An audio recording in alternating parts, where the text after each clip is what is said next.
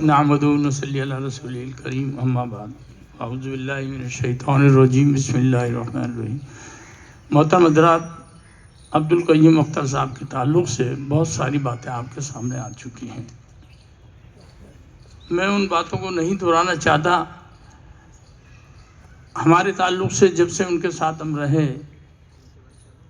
ہم نے بھی وہ سارے معاملات ان کے دیکھے، وہ کتنے ایکٹیو تھے، جوانوں سے بھی زیادہ ایکٹیو تھے۔ ہم جانے کے بعد، سفر کرنے کے بعد اپنے کہیں سہارا ڈھونڈتے تھے لیٹنے بیٹھنے کا، لیکن وہ بالکل مستعدی کے ساتھ پوری جد و جہد میں جس کام کے لیے آئے تھے اس میں لگے رہتے تھے۔ محترم حضرات، یہ باتیں تو آپ نے بہت ساری سن لی ہیں، میں ان کو دہرانا نہیں چاہتا، لیکن اس بات کے لیے آپ کو عبدالقیوم اختر صاحب کا ایک پیغام ضرور دینا چاہتا ہوں۔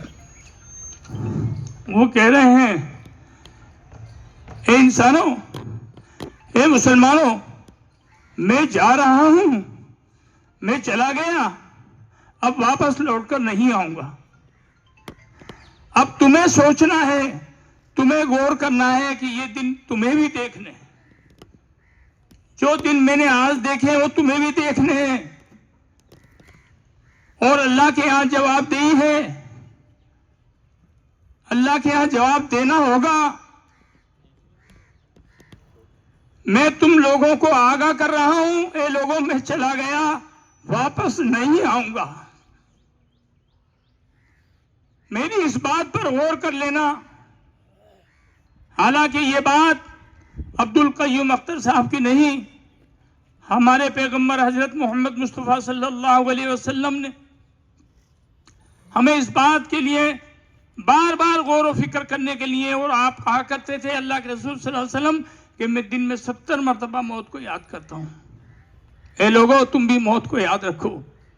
جب موت کو یاد رکھتا ہے انسان تو اپنی ذمہ داریوں کا احساس بھی ہوتا ہے اسے۔ وہ ذمہ داریاں کا احساس کرانے کے لیے ہمیں موت کو بھی یاد رکھنا چاہیے، اور اپنی جواب دہی کا بھی یاد رکھنا چاہیے۔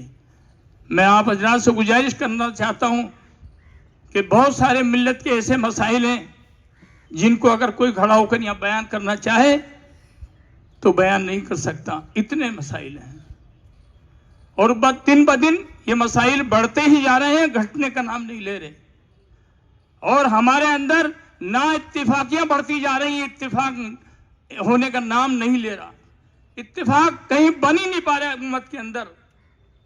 یہ سب سے بڑا مرحلہ ہے، یہ سب سے بڑے غور و فکر کی بات ہے۔ ملت کے تمام ذمہ داران جو ڈائس پہ بیٹھے ہیں، میں ان سے اور آپ حضرات سے گزارش کرنا چاہتا ہوں کہ للہ فی اللہ، اللہ کے لیے آپ غور و فکر کریں کہ ملت کس در جا رہی ہے اور ملت کے مسائل کیا ہیں۔ آپ سر جوڑ کے بیٹھیے، منتھن کیجئے کہ امت کو کس طرح سے کس ڈگر پہ لے جانے کے لیے ہمیں فکر کرنی چاہیے، اور ہم اپنے آپ کو کس طرح سے باقی رکھ سکیں گے۔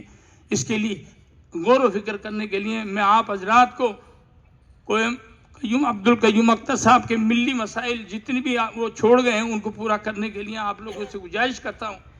مسلم فورم کے تمام تنظیموں کے ذمہ داران یہاں بیٹھے ہیں، میں ان سے گزارش کر رہا ہوں کہ آپ اپنی صفوں کے اندر اتحاد پیدا کیجئے، اور اتحاد پیدا کرنے کے بعد ملت کے وہ مسائل کو آپ اپنے ہاتھوں میں لیجئے، تاکہ ملت جس طرح سے ہمارا خسارہ ہوتا جا رہا ہے اور ملت کے وہ افراد دن بدن ہماری نگاہوں سے اوجھل ہوتے جا رہے ہیں، اس کی فکر کرنے کے لیے میں تمام تنظیموں کے تمام عہدیداران اور ملت کی ذمہ داران سے گزارش کرتا ہوں کہ آپ تھوڑا غور و فکر کریں۔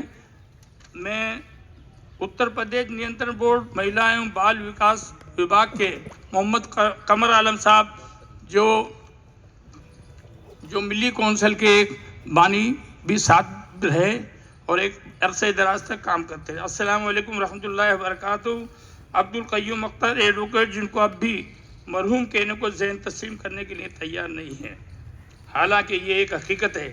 مرحوم سے میرا تعلق 1987 سے بابری مسجد تحریک کے دوران ہوا تھا۔ میں نے انہیں تب سے دسمبر 2022 میں جے پور میں ان سے آخری ملاقات ہوئی تھی۔ ملت کے لیے فکر مند تعمیری منصوبہ جات اقدامات اور عمل میں مصروف پایا۔